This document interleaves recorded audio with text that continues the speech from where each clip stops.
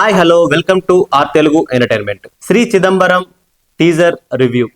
ఈ మూవీలో హీరోకి మెల్లకన్ను సమస్య అయితే ఉంటుంది. ఎప్పుడూ కళ్ళజోడు పెట్టుకొని తిరుగుతూ ఉంటాడు. ఇంట్లో ఫ్యామిలీ మెంబర్స్తోనైనా ఫ్రెండ్స్ దగ్గరైనా తాను ప్రేమించిన అమ్మాయి దగ్గరైనా తను కాన్ఫిడెన్స్ లేకుండా ఉంటాడు. తనను ఒక అమ్మాయి ఇష్టపడుతుంది అన్నమాట. వీళ్ళిద్దరి మధ్య లవ్ స్టోరీయే ఈ మూవీ. ఇంకా అతను తన భయాల నుంచి బయటపడ్డా, అంటే కళ్ళద్దాలు తీసేసి తన మెల్ల కన్ను 10 మందికి కనిపించినా పర్లేదని కాన్ఫిడెంట్ గా ఉంటాడా, లేదంటే ఎప్పుడు ఆ భయాలతోనే ఉంటాడా అనేది ఈ సినిమా స్టోరీ. టీజర్ చూసినాక అర్థమైంది అయితే ఇదే. ఇంకా మాట్లాడుకోవాల్సింది బీజిఎం గురించి. ఈ టీజర్ బీజిఎం అయితే చాలా చాలా బాగుంది, చాలా ప్లెజెంట్ ఉంది, మంచిగా ఉంది. ఆర్గానిక్ గా, క్లీన్ గా, నీట్ గా, మెలోడియస్ గా చాలా బాగుంది. ఈ టీజర్ నాకు నచ్చడానికి మెయిన్ రీజన్ అయితే బ్యాక్గ్రౌండ్ మ్యూజిక్ అని నేనైతే అనుకుంటున్నాను. అఫ్ కోర్స్ కంటెంట్ కూడా ఉంది టీజర్ లో.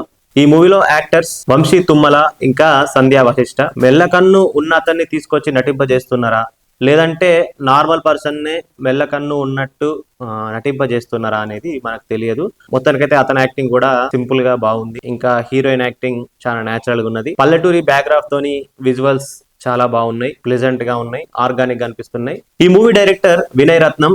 అతను కూడా సింపుల్ గా ఆర్గానిక్ గా ఈ మూవీని అయితే తీసిండు. మొత్తానికైతే ఈ మూవీ ఒక జెన్యూన్ అటెంప్ట్ అని నాకైతే అనిపిస్తుంది.